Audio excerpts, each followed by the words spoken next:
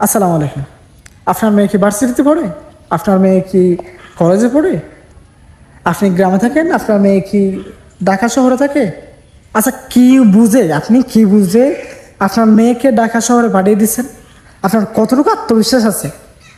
আপনার মেয়েকে রাখছেন যে হচ্ছে চট্টগ্রাম শহরের মধ্যে, ঢাকা শহরের মধ্যে, যে আপনি গ্রামের মধ্যে প্রতি মাসে টাকাগুলা একদম গুনে গুনে ফ্রেশ ফ্রেশ টাকা পাঠিয়ে দিচ্ছেন।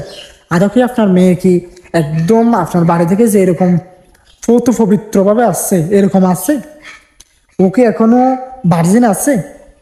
বাবারাই, ও বাবা, আপনাদেরকে বলতেছি, আপনাদের মেয়েরা যে ভার্সিটিতে, কলেজ ভার্সিটিতে পড়তেছে, আপনি এসে নীরবে নিস্তব্ধ একদিন দেখেন, একদিন না দেখলে 2 দিন দেখেন, 5 দিন দেখেন, অবশ্যই আপনি যদি কন্টিনিউ একটা মাস আপনার মেয়েকে যদি একটু চেক করেন, অবশ্যই আপনার মেয়ের নোংরা কাজ ধরা খাবে।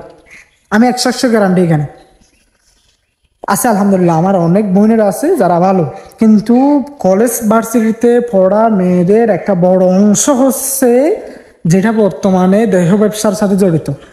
এটা আপনি যদি যারা আবাসিক হোটেলে চাকরি করে এদের থেকে যদি একটু খোঁজ নেন, তাহলে অধিকাংশ কলেজ ভার্সিটিতে পড়তেছে এরকম মেয়েরা দেখবেন এই প্রতি রাতে তাদের স্বামীদের সাথে যেরকম রাত কাটায় ওরকম রাত কাটতে যায় কোথায়? ওই আবাসিক হোটেলের মধ্যে। তো আমি একটাই সাজেস্ট করব বাবা মায়ের উদ্দেশ্যে, এটা হচ্ছে আপনার মেয়েকে যে চট্টগ্রাম শহরের মধ্যে পাঠাইছেন, আদৌ আপনার মেয়ে কি ভালো আছে কিনা আপনি একটু চেক করেন। টাকাগুলো পাঠাচ্ছেন কোথায়? ও কি ওর নিজের ক্ষেত্রে খরচ করতেছে নাকি অবৈধ পন্থায় খরচ করতেছে? এক। দ্বিতীয় নম্বর হচ্ছে, আপনার মেয়ে এত সুন্দর করে চট্টগ্রাম শহরের মধ্যে রিজার্ভ গাড়ি নিয়ে চলাফেরা করে, এত টাকা পায় কোথায়? ও ও যদি দেহ ব্যবসা না করে এত টাকাও পায় কোথায়? 2। 3 নম্বর হচ্ছে, আমি আমার বোনদের উদ্দেশ্যে বলবো, বোনেরা, আপনারা যে কলেজ ভার্সিটিতে পড়তেছেন, আপনারা যে অবাধ ছেলেদের সাথে মেলামেশা করতেছেন, এটা আপনার কি লাগে? কি ভাই নাকি আপনার এই ভাই, আপনার আব্বু, এটা কে? তো আমি একটাই সাজেস্ট করব, প্লিজ আপনারা একটু সতর্ক হন। সতর্ক হওয়ার পর অবাধ মেলামেশা থেকে দূরে থাকেন। কারণ একজন মেয়ের তো অবশ্যই, ইসলাম তো এতটুকু পর্যন্ত বলে একজন মেয়ের কোনো ছেলে বন্ধু হিসেবে কেউ থাকতে পারে না, কিন্তু অধিকাংশ কলেজ ভার্সিটিতে পড়া মেয়েরা দেখবেন, আমি আমাদের বন্ধুদের উদ্দেশ্যে বলতেছি, আপনি যদি ভালো হন, আপনি যদি কলেজ ভার্সিটিতে বর্তমানে পড়ে থাকেন, তাহলে অবশ্যই একটু নজর খাটে দেখেন চতুর্পাশে। আপনার বান্ধবীরা দেখতেছেন বিভিন্ন ছেলে মেয়েদের সাথে মেলামেশা করতেছে। কেন?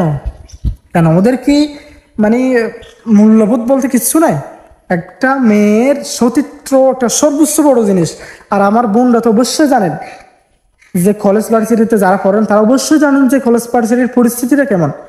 তো এখানে যে আরেকটা কথা পিছনে থেকে গেছে, কথাটা হচ্ছে, মন আপনি পারবেন আপনার সতীত্বকে রক্ষা করতে, আপনি পারবেন নিজেকে ভার্জিন রাখতে, কিন্তু আপনার বাবা এবং মা কখনো এখানে এসে আপনাকে আপনার পিছে প্রতিদিন আপনাকে চাকরি করার মতো করে যদি আপনাকে কি দেয়, প্রতিদিন পাহারা দেয়, কোনোদিন আপনাকে ভালো রাখতে পারবে না। আপনি যদি ভালো হন অবশ্যই আপনি ভালো। তো আমি আমার বোনদের উদ্দেশ্যে এতটুকু পর্যন্ত বলবো, বোন রে, প্লিজ একটা বার তোরা চিন্তা কর।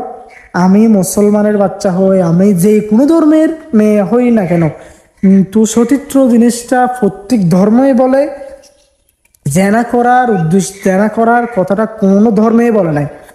তো ভাই, যারা জানা করতেছিস, যারা ওই আবাসিক হোটেলে রাত কাটাচ্ছিস, আপাতত এগুলো থেকে দূরে থাক। যারা করে ফেলছিস তওবা কর, যারা এখনো করিস নাই, বোন, আমাদের যদি ভিডিওটা সামনে পড়ে, আমি এতটুকু পর্যন্ত সাজেস্ট করবো, আপনার তোর ছোট ভাই হিসেবে এতটুকু পর্যন্ত সাজেস্ট করবো, আপাতত অবৈধ কাজ থেকে একটু দূরে থাকিস প্লিজ।